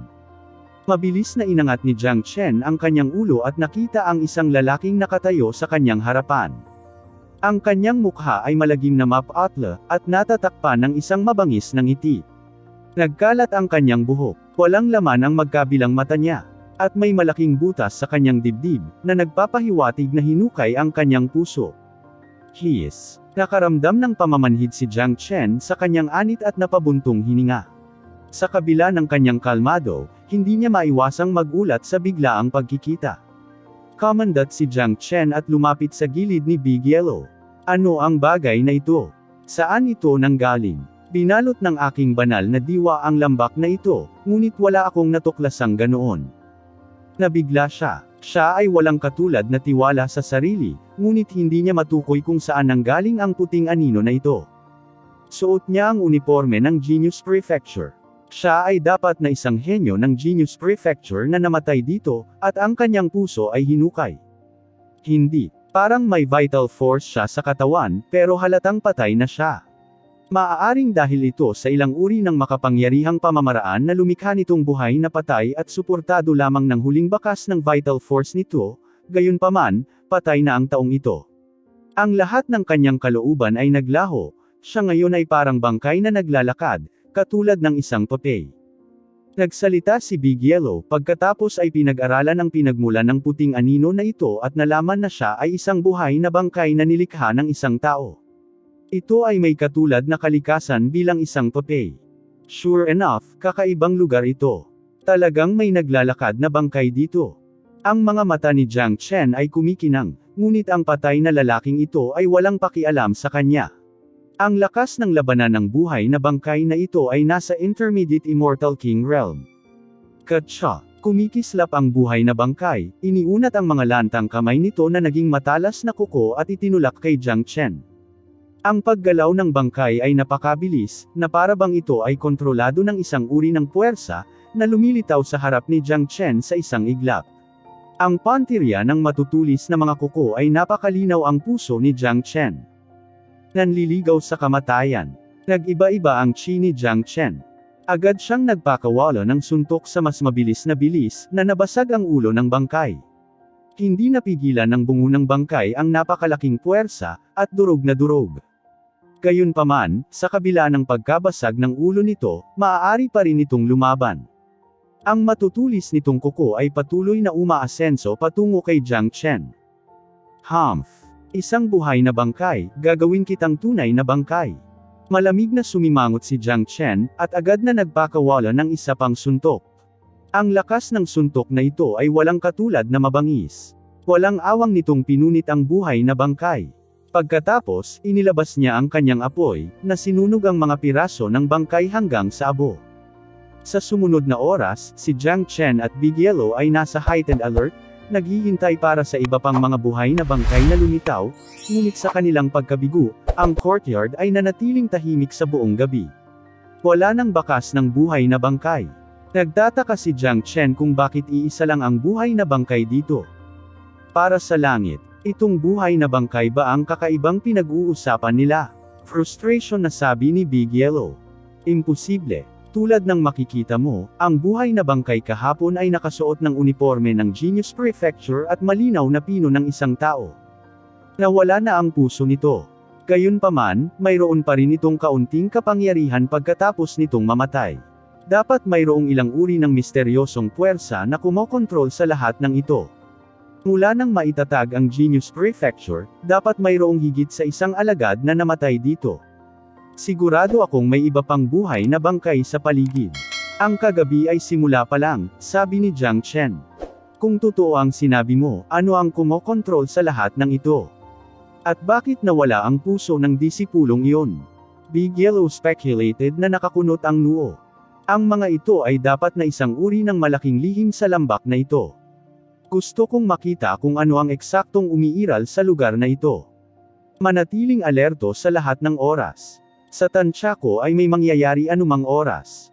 Kung mayroong ilang uri ng kapangyarihan na kumokontrol sa mga bagay na ito ng palihim, tayo na ngayon ang target ng kapangyarihang iyon, sabi ni Jiang Chen. Ang paglitaw ng buhay na bangkay ay nagpabago sa kapaligiran sa looban na hindi maihahambing na panahunan.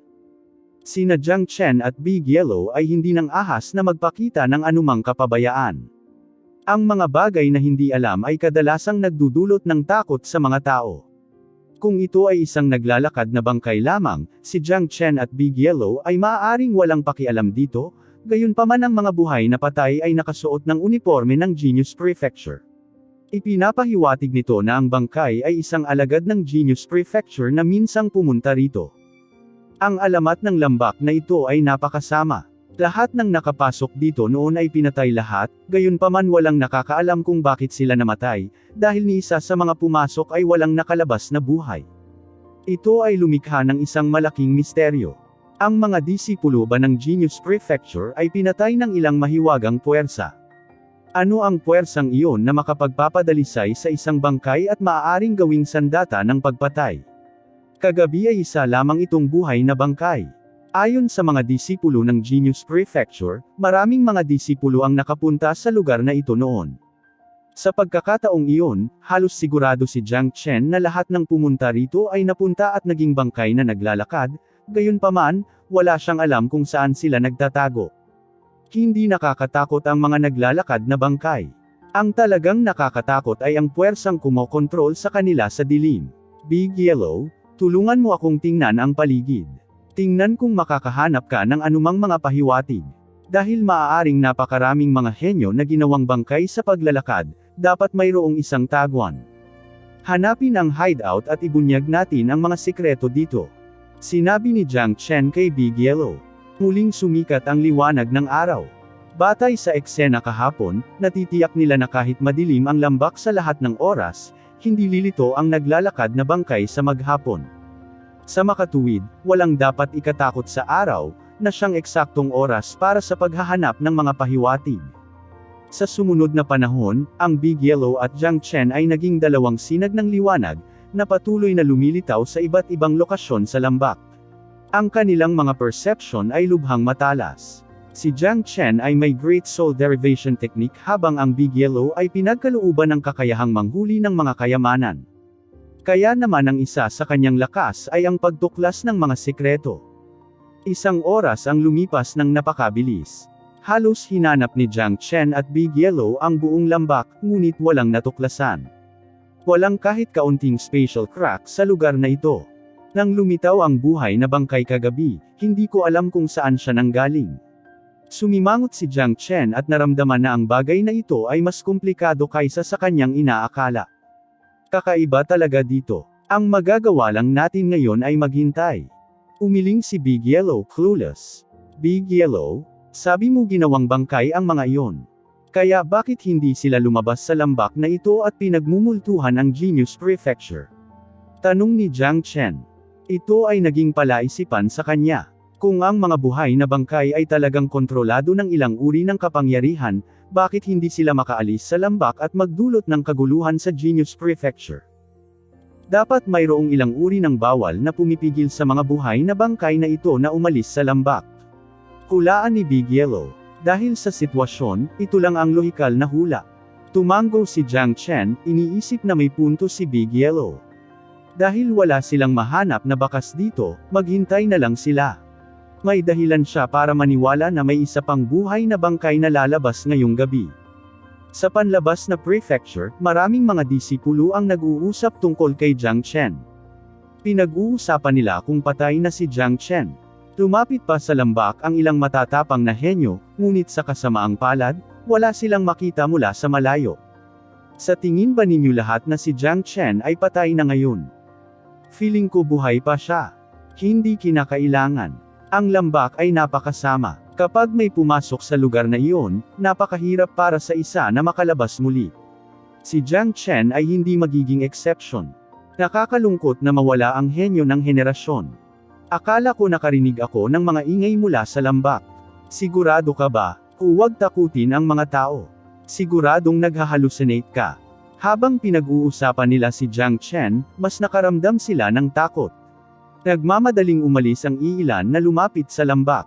Nakaramdam sila ng katakot-takot na sensasyon matapos silang tumayo roon ng mahabang panahon, na parabang nakatayo sila sa harap ng isang nakakatakot na madilim na impyerno. Matagal-tagal na rin mula nang may lumapit sa lambak. Karaniwan, walang mag-iisip tungkol sa lugar na iyon. Ngayong may pumasok sa lambak, ang buwang ito ay nakatakdang maging mataong. Ang talakayan ng bagay ay maaaring marinig sa lahat ng dako sa labas ng prefecture. Maliban na lang kung makakaalis si Jiang Chen sa lugar na iyon makalipas ang isang buwan, o kung hindi, siya ay ituring na patay na. Siyempre, alam ng lahat na halos walang pagkakataon para kay Jiang Chen na makalabas ng lambak ng buhay. Ang gayong pag-iisip ay hindi makatotohanan. Inalis ang mga generalization na iyon, mayroon pa ring isang buwang oras sa bagay na ito. Kaya't ang mga tao ay hinahalo pa rin bago ang takdang oras. Malapit nang lumubog ang gabi. Ang kapaligiran sa lambak ay nagsimulang magbago muli malamig at madilim, na may amoy ng pagkabulok. Umihip ang malamig na hangin. Sina Jiang Chen at Big Yellow ay magkabalikan na nakaupo sa isang malaking bato. Ang kanilang mga mata ay walang katulad na makinang, tulad ng mga kumikislap na bituin sa kalangitan sa gabi. Sa kabila ng dilim ng gabi, hindi pa rin ito nahaharangan ang liwanag na nagmumula sa kanilang mga mata. Swoosh! Biglang dumaan ang malamig na hangin, at pagkatapos ay lumitaw ang isang puting anino na walang bakas.